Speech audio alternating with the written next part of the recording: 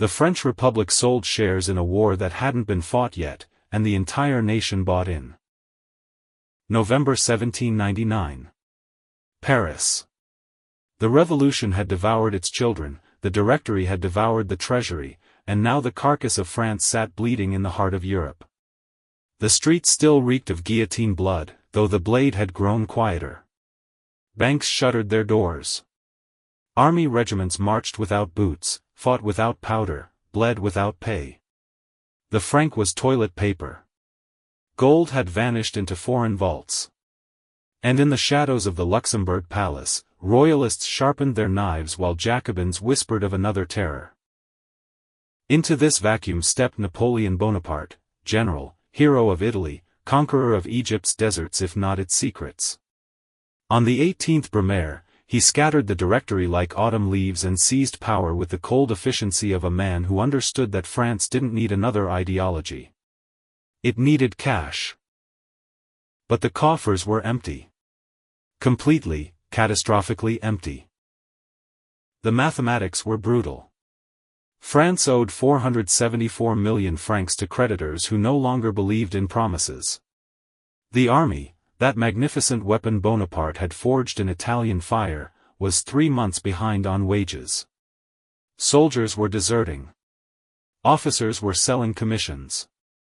And the conquered territories that should have been pumping tribute into Paris were instead bleeding France white with occupation costs. Every European monarch smelled weakness. Austria was rearming. Britain's navy strangled French trade. Russia's Tsar whispered promises to exiled Bourbons. The Second Coalition was tightening its noose, and Bonaparte's new consulate had perhaps 6 months before either foreign invasion or domestic uprising tore it apart. Traditional solutions were useless. More taxes. The peasantry would revolt, they'd already gutted one king for that mistake. Print more assignats? Inflation had already destroyed 3 governments. Borrow from foreign banks? They wanted collateral. France didn't have an interest rates that would make loan sharks blush. Bonaparte needed money. Enormous amounts of it. Immediately. And he needed it without triggering the financial panic that would collapse his regime before it began. Then someone whispered a name, Lucien Dubois. The man was a legend in certain circles, a nightmare in others. Before the revolution, he'd been a minor clerk in a Lyon banking house. During the terror, he'd somehow survived by making himself indispensable, moving money for Robespierre, then for Thermidor, then for anyone who held power long enough to need his services. His methods were brilliant. His ethics were flexible. And his last scheme, a derivatives play on grain futures during the Directory, had nearly crashed the entire agricultural market before the government shut him down. He was exactly the kind of man Bonaparte needed. The meeting happened in a private salon, no witnesses, no records. Bonaparte laid out the problem with military precision. Dubois listened, his face unreadable, fingers tapping calculations only he could see. When the general finished, the banker smiled. You need 300 million francs. I need an empire, Bonaparte corrected. The 300 million is just the entrance fee. Dubois leaned back. And you're offering me what? A position? A title? I'm offering you the chance to invent a new kind of power. The banker's eyes glittered. Tell me what you have. I have the greatest army Europe has ever seen. I have a reputation for winning. And I have a nation desperate enough to believe in miracles. Dubois was quiet for a long moment. Then he said, that's enough. I can work with that. The Fonds de la Renaissance Nationale appeared like a magic trick in January 1800, and within weeks, it was the hottest investment in Europe. The structure was revolutionary. Traditional bonds were backed by gold reserves, tax revenues, land, tangible assets you could touch and measure. Dubois's fund was backed by something far more valuable, the future. Specifically, the future victories of Napoleon Bonaparte. The prospectus read like a prophecy. French armies would sweep across Europe. Each conquest would yield territory, tribute, and treasure. The fund would take the first cut of every spoil, every indemnity, every forced loan from defeated enemies. Investors wouldn't just earn interest, they'd share in the plunder of nations. It was brilliant. It was insane. It was exactly what France wanted to hear. The first subscriptions sold out in hours. Parisian merchants, desperate to bet on stability, poured in their savings. Army officers, finally seeing a path to fortune, pledged their pay. Even foreign investors, Swiss bankers, Dutch merchants, Italian traders, couldn't resist the possibility that Bonaparte really might reshape Europe and make them rich in the process. Within 6 weeks, Dubois had raised 180 million francs. The presses worked day and night printing bonds decorated with eagles and laurel wreaths. The First Consul personally endorsed each series, his signature guaranteeing that French glory would be profitable glory. The money flowed like wine. Army wages were paid. Arsenals reopened. The navy laid down new keels. And most importantly, Bonaparte's regime stabilized. The Jacobin plots dissolved. The royalist conspiracies withered. You don't overthrow a government that just made you rich. But power attracts wolves, and Charles Maurice de Talleyrand could smell opportunity. The former bishop, revolutionary, and professional survivor watched Dubois's ascent with cold calculation. This upstart banker was now controlling financial flows that should have passed through Talleyrand's hands, or at least filled Talleyrand's pockets. Worse, Dubois had direct access to Bonaparte, bypassing the traditional networks of patronage and influence that made men like Talleyrand indispensable. Talleyrand began his campaign subtly. Questions at salons. Whispers in corridors. "Isn't it curious," he'd murmur to ministers and generals, "that our entire treasury now depends on a man who profited under Robespierre? A man whose previous scheme nearly destroyed the grain market? What happens when his luck runs out?" He cultivated Dubois's deputy, a meticulous accountant named François Mercier. Mercier was brilliant with numbers but drowning in debt, gambling losses and an expensive mistress. Talleyrand offered to clear his debts in exchange for information. Just information. Nothing treasonous. Simply advance notice of the fund's real financial position. Mercier hesitated for perhaps 3 days. Then he accepted. Meanwhile, Bonaparte launched his first campaign of the new century, the Second Italian Campaign, designed to break Austrian power in Lombardy. The fund's prospectus had promised swift victories and enormous tribute. The reality was Messier. The crossing of the Alps was magnificent propaganda, Bonaparte on his white horse, army dragging cannons through snow, but the subsequent battles were grinding, expensive bloodbaths. Marengo was nearly a disaster before de Saix's division saved the day. Austrian forces retreated but weren't destroyed. The tribute was more modest than projected. Dubois found himself in an impossible position. The fund's obligations, interest payments, operating costs, the consulate's expanding budget, required the massive inflows he'd promised investors. The actual military results were delivering perhaps a third of that. So he did what desperate financiers always do, he lied. Dispatches were edited. Casualty figures minimized. Strategic withdrawals became tactical victories. And most brilliantly, Dubois began using the fund's capital to pay the fund's dividends, a perfect circle that looked like profits but was actually cannibalism. The investors saw their returns and bought more shares. The money kept flowing in. As long as confidence held, the machine could run forever. But Mercier was feeding the real numbers to Talleyrand. And Talleyrand was very patient. The guillotine blade falls at the speed of gravity, but financial collapse moves at the speed of fear, and fear travels faster than any army. March 1801. The Treaty of Lunéville should have been Bonaparte's triumph. Austria was forced to terms, the Second Coalition was shattered, and France dominated the continent. The fund's prospectus had specifically cited Austrian defeat as a trigger for massive payouts.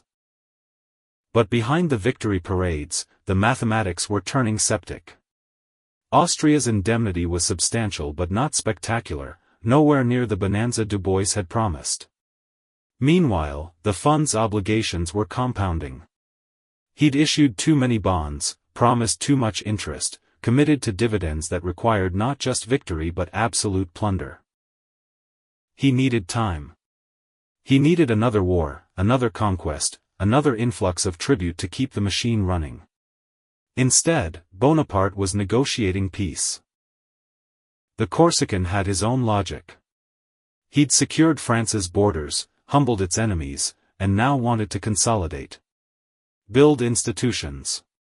Reform laws. Create the infrastructure of an empire. All sensible. All strategic. And financially catastrophic for Dubois's scheme.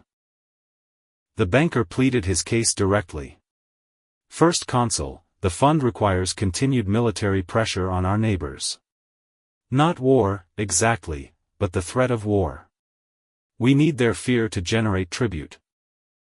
Bonaparte's face was carved stone. I need stability. The fund will adapt. The fund will collapse. Then make sure it doesn't. Dubois left that meeting understanding that he was alone. Bonaparte would throw him into the Seine before admitting the regime's finances depended on a Ponzi scheme. The First Consul's legitimacy required the appearance of competence, which meant Dubois would be the scapegoat if anything cracked.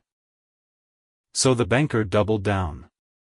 He accelerated the propaganda machine, feeding newspapers stories of French commercial dominance, agricultural miracles, industrial revolution. He bribed journalists, silenced critics, and arranged for independent audits by accountants he controlled. Every report glowed with optimism. Behind the scenes, he was moving money in increasingly desperate circles. Using new subscriptions to pay old dividends. Selling the fund's best assets to cover operating costs. And most dangerously, he began speculating with the capital, betting on grain futures, textile exports, even colonial slave trade ventures, trying to generate the returns his prospectus promised. It was alchemy. Turning faith into gold. And it was working, barely, until Mercier's betrayal bore fruit. Talleyrand had been feeding Mercier's intelligence to foreign banks, particularly in London and Amsterdam. British financiers studied the real numbers and realized the fund was a house of cards. They began shorting French bonds, placing massive bets that Dubois's scheme would collapse. Then they manufactured the catalyst. April 1801. A British-backed royalist cell in Paris discovered documents, carefully forged, but believable, showing that French forces in Lombardy had suffered far higher casualties than reported. The papers reached opposition journalists. Questions exploded across the salons. How many men had really died at Marengo? Where were the promised treasuries from Milan? Why were army contractors still unpaid? Dubois tried to contain it. More bribes, more propaganda, emergency reassurances. But then Mercier made his final move. He leaked the fund's real balance sheets to 3 major investors simultaneously, conservative merchants who'd built their fortunes on caution. They asked to redeem their bonds. Immediately. In gold. Dubois had perhaps a tenth of the gold required. His reserves were accounting fictions, paper claims on future plunder that might never arrive. He stalled, negotiated, pleaded for time. But word spread. If Dubois couldn't pay 3 redemptions, he couldn't pay 30. Or 300. The panic began on a Monday morning. Small investors rushed to the fund's offices demanding payment. By Tuesday, crowds were forming. By Wednesday, it was a riot. The fund's headquarters had to be protected by National Guard troops while Dubois frantically tried to arrange emergency loans from every banker in Paris. No one would touch him. They'd seen this story before, in the Mississippi bubble, in the South Sea madness, in a dozen other schemes where confidence evaporated and left only wreckage. Friday afternoon, Dubois sent word to Bonaparte, "I need government backing. A public guarantee. Otherwise, the fund collapses Monday." The First Consul's response arrived Saturday evening. 4 words, "You are on your own." By Sunday night, Dubois knew he was finished. The fund's collapse would trigger a financial panic that might destabilize the entire consulate. Bonaparte needed a villain. And villains don't get trials, they get spectacles. The arrest happened at dawn. 50 guards, as if Dubois were a dangerous criminal rather than a banker with ink-stained fingers. The charge was treason, misappropriating state funds, defrauding the public, undermining the republic. All technically true. All irrelevant. The trial lasted 3 days and was pure theater. Prosecutors presented evidence of Dubois's manipulations, his false reports, his desperate speculation. They didn't mention that Bonaparte had approved every step. That the First Consul himself had endorsed the fund's bonds. That the entire scheme had been designed to save the regime. Dubois stood in the dock and understood the game completely. He could tell the truth, implicate Bonaparte, reveal that the entire consulate depended on his fiction, and be executed for treason. Or he could stay silent, accept his role as scapegoat, and perhaps save his family from persecution. He chose silence. The aristocratic thing to do. The verdict was predetermined. Death. And Bonaparte, magnificent in his moral authority, appeared before the crowd outside the courthouse to condemn this traitor who had betrayed the trust of the French people for personal enrichment. The crowd roared approval. Their investments had collapsed, but at least someone was being punished. At least the First Consul was pure. The blade fell on a Thursday morning, and by Friday, Bonaparte had already found his next financier. The Fonds de la Renaissance Nationale disappeared into history's footnotes, its bonds becoming wallpaper and collectors' curiosities. Investors lost everything. Some went bankrupt. Some committed suicide. Most simply absorbed the loss and remembered that betting on glory is always expensive. But something changed in that moment.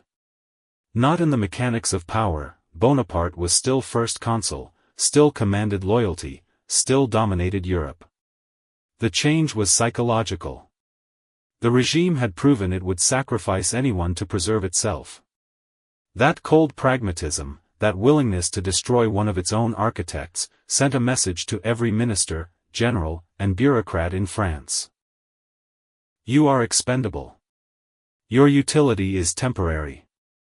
And when the mathematics no longer work, you become the problem. Talleyrand absorbed this lesson with particular clarity.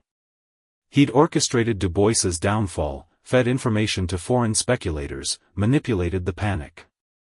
And he'd done it invisibly, leaving no evidence of his involvement. The foreign minister emerged from the crisis with his reputation enhanced, the voice of caution who'd warned about Dubois's recklessness.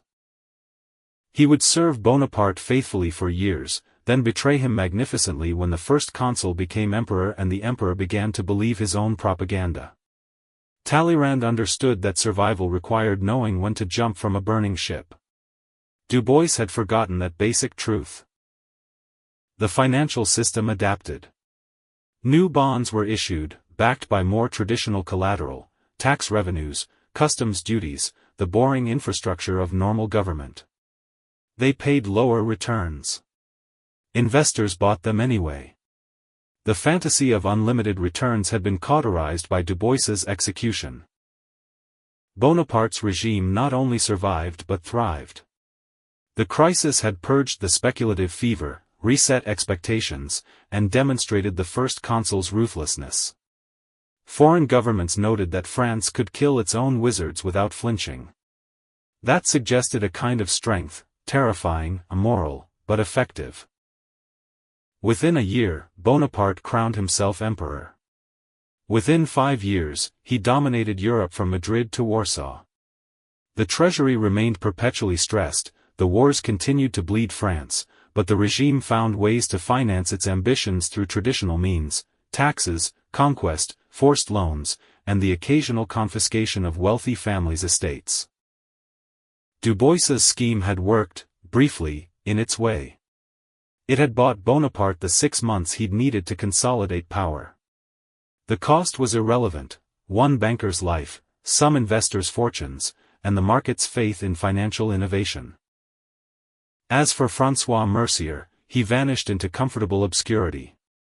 Talleyrand had rewarded him quietly: a minor posting in the customs service, a modest pension, and the implicit understanding that speaking about his role would be fatal. He spent his remaining years in a provincial town, managing accounts for merchants who never knew his history. The fund's collapse had one lasting effect: it taught a generation of European financiers that securities could be backed by narrative rather than assets, that confidence itself was a form of capital, and that the line between innovation and fraud was determined entirely by who won the game. It wasn't a financial scandal. It was a rehearsal for every crisis that followed: the railway manias, the mortgage securities, the cryptocurrency bubbles. The same pattern: promise enormous returns, use new money to pay old obligations, maintain confidence through propaganda, and when it collapses, find someone to blame who isn't powerful enough to fight back.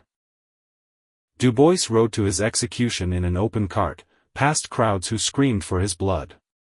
He'd saved the consulate, financed an empire, and invented a form of financial sorcery that would be rediscovered again and again in different forms. His last words were supposedly, "I regret nothing. I made France possible." The crowd didn't hear him. They were already moving on, looking for the next certainty, the next promise, the next brilliant scheme that would make them rich without requiring them to question what they were buying. Bonaparte watched from a window of the Tuileries Palace as Dubois's cart disappeared into the crowd. Then he turned to his new finance minister and said, "Find me another way. Something more sustainable." The minister bowed. "Of course, First Consul. Though I must ask, what if the mathematics simply don't work?" Bonaparte's smile was thin. "Then we change the mathematics. We're the government." And that, ultimately, was the lesson. The fund had failed because it promised returns it couldn't deliver. The regime survived because it could simply redefine success, execute anyone who noticed the contradiction, and move forward with the absolute confidence that power creates its own truth. It wasn't a tragedy. It was just Tuesday in the business of empire.